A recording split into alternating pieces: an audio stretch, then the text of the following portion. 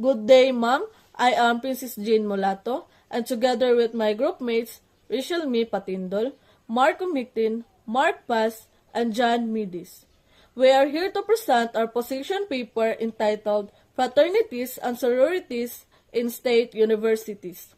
For today's presentation, I will begin by discussing the introduction of our paper. The thesis statement will be presented by Rachel Me Patindol. Our main arguments will be discussed by Mark Umictin and Mark Paz. And lastly, the conclusion will be delivered by John Midis. Introduction. The state universities, fraternities, and sororities, more commonly referred to as Greek letter organization, are college social club that provide socializing, leadership experience, and community service opportunities. Fraternities are sole male organization, while sororities are only female. These both usually link with colleges and universities. Fraternities and sororities are frequently chapters of larger national organizations with their own distinctive principles and values. Most social sororities and fraternities have similar features such as secrecy, single-sex membership, a process of screening new members, pledging and rushing, and ownership of residential houses. Membership is usually acquired as an undergraduate but persists for life as an alumnus. Although they provide avenues for participations, leadership, and socialization. They are also subject to problems such as issues related to hazing, alcohol misuse, and bad publicity. Greek life can be a good choice for college students where they get opportunities to learn, interact, and grow, and also enjoy a community where they will have lifelong friendship. Greek life has evolved with time, some universities having active Greek life, while some allow to them to exist barely or prohibit them entirely. Thesis statement. While legitimate concern exists regarding hazing and exclusivity, the opportunity for leadership development and community service provided by fraternity membership or outreach, the potential is especially when moral behavior and responsible administration are prioritized. Main argument.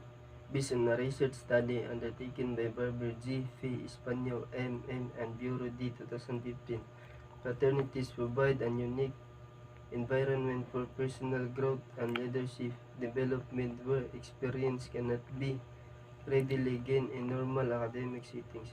Members are encouraged to take on leadership role, learn communication skill, and become a assisted youth will design program and activities. This experience can be informed into useful skill for academic success and professional achievement.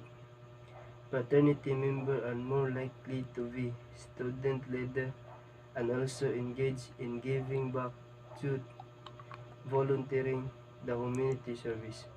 This is an indicator that fraternities help promote active engagement and leadership within members that endure even after the undergraduate year. Second argument. A study conducted by Bullard B. and Caldwell M.B. 2006 names the positive impact of fraternity members and social support well-being. Fraternity members were found to have higher scores and social satisfaction and sense of belonging, which are determinants of their overall well-being. Fraternities provide an intense sense of belonging and belongingness that has the ability to create long-term friendship and social networks.